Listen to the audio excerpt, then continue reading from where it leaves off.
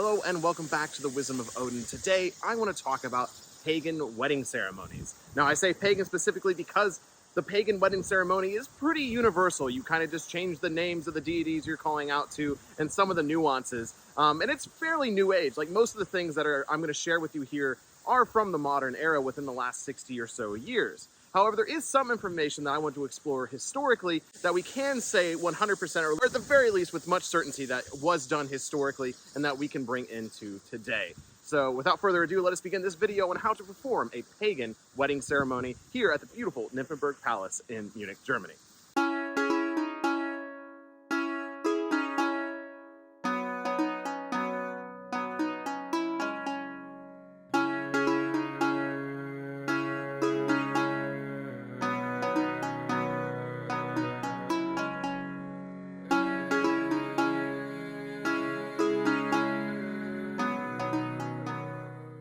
So as I mentioned at the beginning of this video, historically we know very little about pagan wedding ceremonies besides one thing. So that one thing is hand fasting. So there's actually evidence to hand fasting being a technique used by the Scottish people, the Celts, for thousands of years. In fact, the earliest account of hand fasting I could find was nearly 6,000 years ago.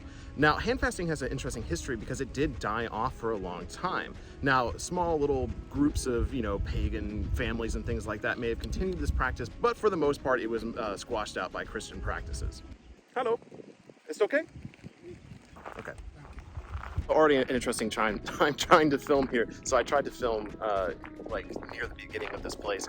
Now, if you remember in my Balder video, I actually did get caught as well filming here. So the guy actually did explain to me, and maybe it's because I know more German now, that there is no recording with tripods here. So I'm not allowed to use a tripod in Nymphenburg Palace.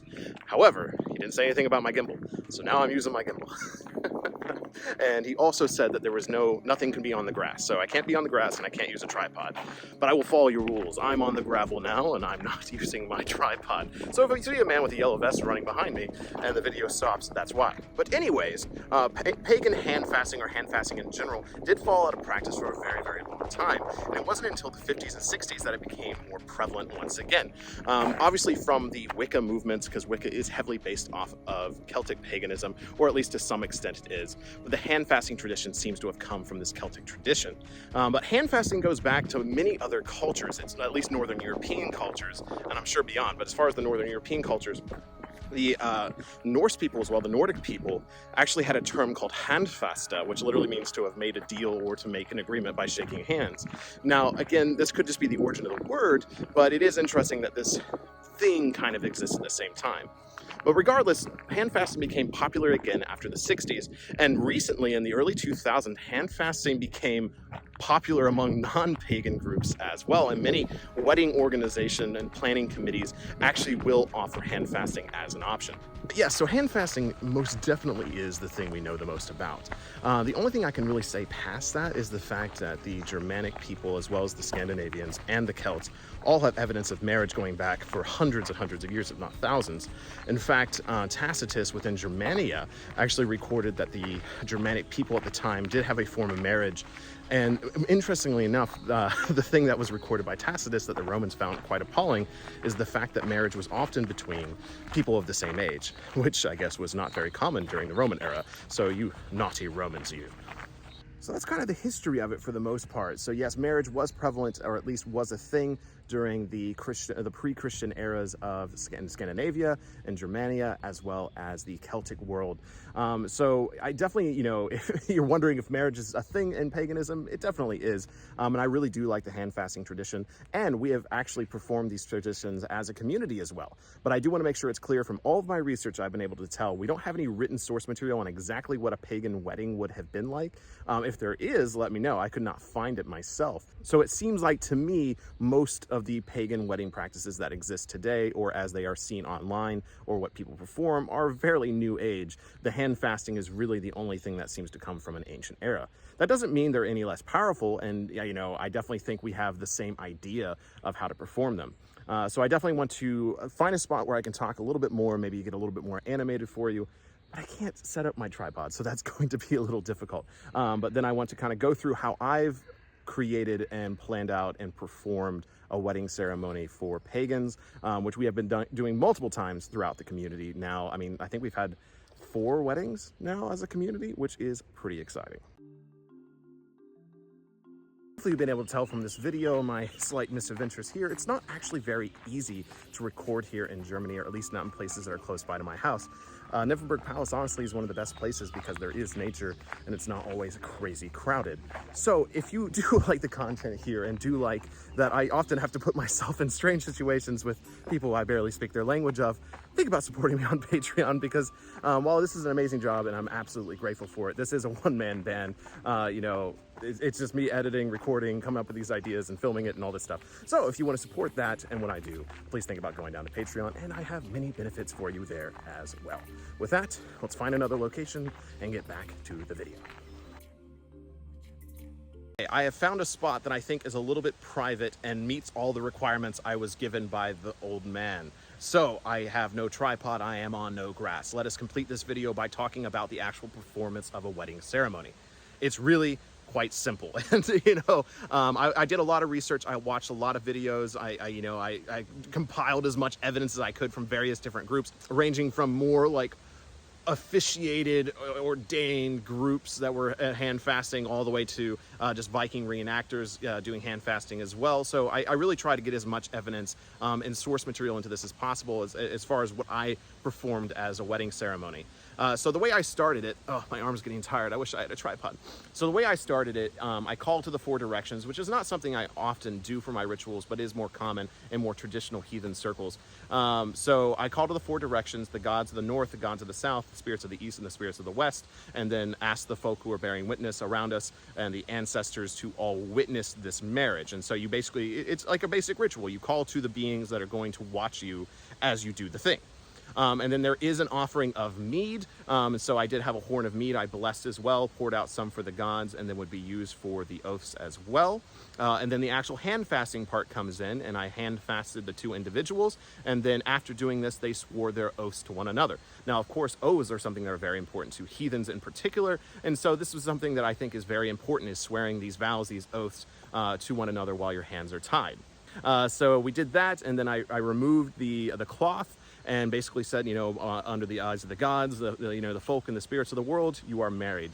And then removed it and allowed them to kiss. And so obviously this is a mix. It's not too different than honestly even a Christian ceremony. I don't think it needs to be. I don't think it needs to be this big different thing. I mean, it's a wedding. Now, I do think that weddings should be significantly cheaper than they are. And you know, every wedding we performed has been basically free because we do them either at gatherings or just at, you know, small little community hikes. The last one I did was at a community hike on the side of a cliff in our hiking clothes.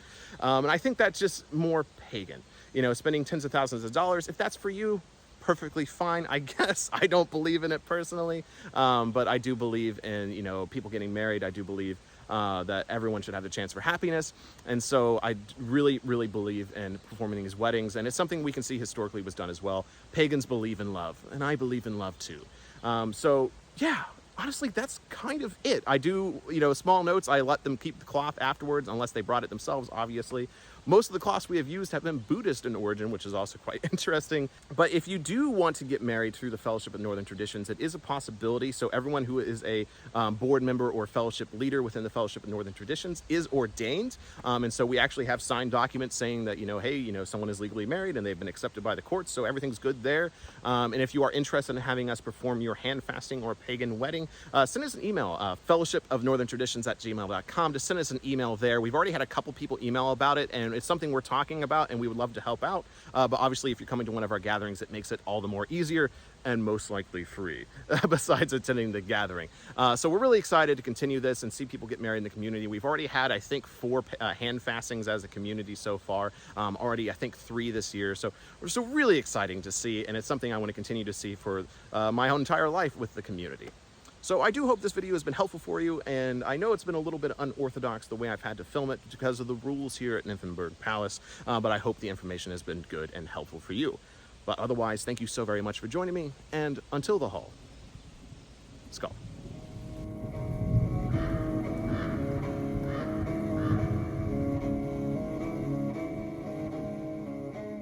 So what I'm going to leave for you here at the end credits is basically, see, this is my little tripod thing, isn't that cute? What I'm going to leave for you here is basically that entire wedding ceremony I do have recorded for a couple way back at the Midsummer Gathering in 2020 in Kentucky. So I'm just going to leave it for you here if you want to watch the whole thing and take notes. If you need that more of a visual aid, you know, I know I showed some footage, but maybe it'll be good for you to hear the audio as well. So that's what I'll leave for you here at the end of the video. Thank you all so very much. And again, I hope this was helpful for you.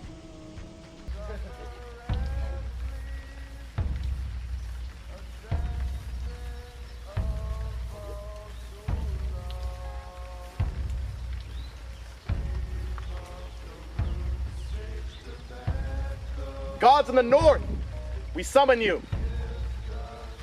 Spirits of the east, we welcome you. Gods of the south, we summon you. Spirits of the west, we welcome you, knowing that it binds you to all that we believe in.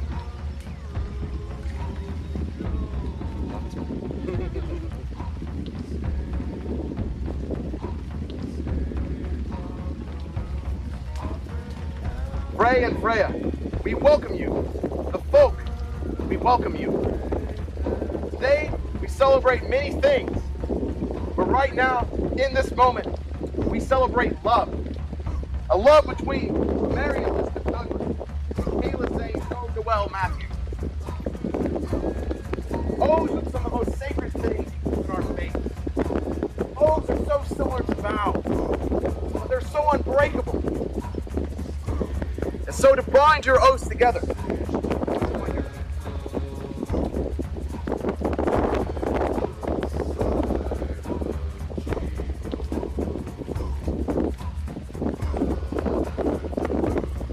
so with your hands out, you have oaths to say to one another. This is the time. The gods are here with you. So Mary, what do you have to say?